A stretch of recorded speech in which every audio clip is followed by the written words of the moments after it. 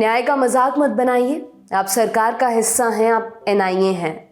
NIA माने national investigation agency, वो agency जो भारत में खास तौर पर आतंकवाद से लड़ने के लिए बनाई गई है। इसी एनआईए को सुप्रीम कोर्ट ने मंगलवार को जमकर फटकार लगा दी।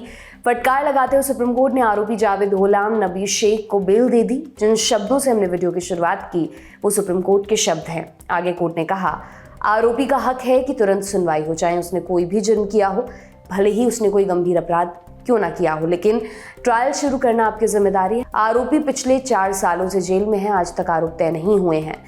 कोर्ट में ऐसा क्या हुआ जिसकी वजह से फटकार भी मिली और जमानत भी मिली? इस मामला क्या था? वो एनआईए जिसके लगभग 95% केस सही निकलते हैं, उसे खुद सुप्रीम कोर्ट ने सख्ती से यहाँ तक क्यों कह दिया कि न्याय का मजाक मत बनाइए? शुरुआत से आपको पूरा मामला बताते हैं। बात है बुधवार 3 जुलाई की। सुप्रीम कोर्ट में एक अपील की सुनवाई चल रही थी। सुनवाई करने वाली डिवीजन बेंच में जस्टिस जेबी पारदीवाला और जस्टिस उज्जवल भुयन थे। बेंच के सामने जो अपील थी वो फरवरी 2020 में हुए एक अरेस्ट केस से जुड़ी हुई थी। जिस केस में अरेस्ट हुआ था उसे बताने के लिए आपको तकरीबन 4 साल पीछे 2020 की फरवरी की सर्दियों में लिए चलते हैं।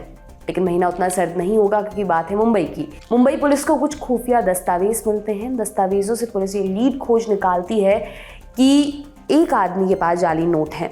पुलिस उस व्यक्ति को पकड़ने लोकेशन पर पहुंचती है और जावेद गुलाम नबी शेख पकड़ा जाता है। पुलिस के जरिए पुलिस कुछ जाली नोट भी बरामद करती है। पुलिस के मुताबिक ये जाली नोट पाकिस्तान में छापे गए थे। इसके बाद केस को एनआईए टेक ओवर कर लेती है और आगे की इन्वेस्टिगेशन का जिम्मा लेती है। इसी बीच जावेद पर यूएपीए लगाया जाता है, गिरफ्तारी हो जाती है और जावेद जेल चला जाता है। एनआईए जांच के दौरान ये पाती है कि फरवरी 2020 में जावेद दुबई गया था और वहीं से वो ये जाली नोट लेकर आया है। एनआईए ने ये भी कहा कि वो 80 गवाहों से पूछताछ करना चाहती है।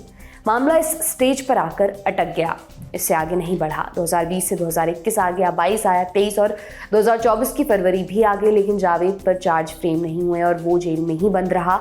इस बीच उसने जमानत लेने की भी कोशिश की मगर उसे जमानत नहीं मिली।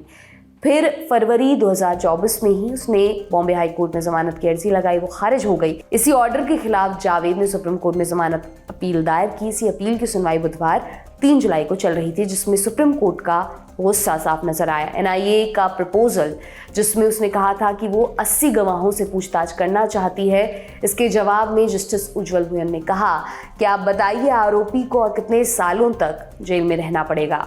बारन बेंच की रिपोर्ट के मुताबिक जस्टिस जेबी पारदीवाला ने एनआईए से कहा, आप एनआईए हैं, इंसाफ का मजाक ना बनाएं। 4 साल हो गए, अब तक ट्रायल ही नहीं हुआ, ऐसे नहीं चलेगा। अपराध कुछ भी हो, तेजी से ट्रायल मिलना अधिकार है। अब एक शब्द मत कहिएगा, एक भी शब्द नहीं। कोर्ट ने आगे कहा कि तेजी से ट्रायल पाना एक संवैधानिक अधिकार है। स्पीडी ट्रायल के अधिकार का हनन हुआ है और इसमें संविधान के आर्टिकल 21 का भी उल्लंघन हुआ है। कोर्ट ने कहा कि इसमें 2 अन्य आरोपियों को पहले ही जमानत मिल चुकी है। इसके बाद सुप्रीम कोर्ट ने बॉम्बे हाई कोर्ट का ऑर्डर निरस्त कर जावेद को जमानत दे दी। जमानत के साथ उसे निर्देश भी दिया गया कि वो हर 15 दिन में एनआईए के बॉम्बे ऑफिस जाकर हाजिरी लगाए।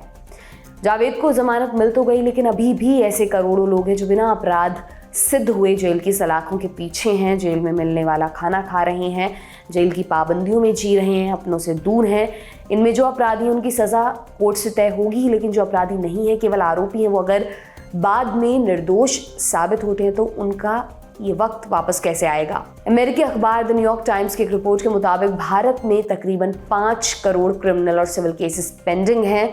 इन केसेस का अगर तेजी से निपटारा करने में भी जुटा जाए तब भी इसमें लगभग 300 साल का समय लग जाएगा। इन 5 करोड़ मामलों में से 3.5 करोड़ से ज़्यादा तो क्रिमिनल केसेस ही हैं। जब तक इन मामलों के आरोपियों को जेल में रहना पड़ेगा तब तक उनका राइट टू लाइफ यानी आर्टिकल 21 का हनन होता रहेगा। इसलिए शायद सुप्रीम कोर्ट के हालिया फैसलों में इस बात को लेकर गंभीरता भी नजर आ रही है। इन आंकड़ों के बारे में अगर आप और गहराई से जानना चाहते हैं तो हमारा शो आसान भाषा में आप देख सकते हैं। एपिसोड का लिंक आपको डिस्क्रिप्शन बॉक्स में मिल जाएगा। आगे इस मामले में जो भी अपडेट्स आएंगे हम आप तक पहुंचाते रहेंगे। इस खबर पर आपकी राय क्या है हमें कमेंट सेक्शन में ज़रूर बताएं। इसे लिखा था हमारे साथी शेख नावेद ने। मेरा नाम दिव्यांशी सुमराव है। आप देखते रहिए दी ललन टॉक। शुक्रिया।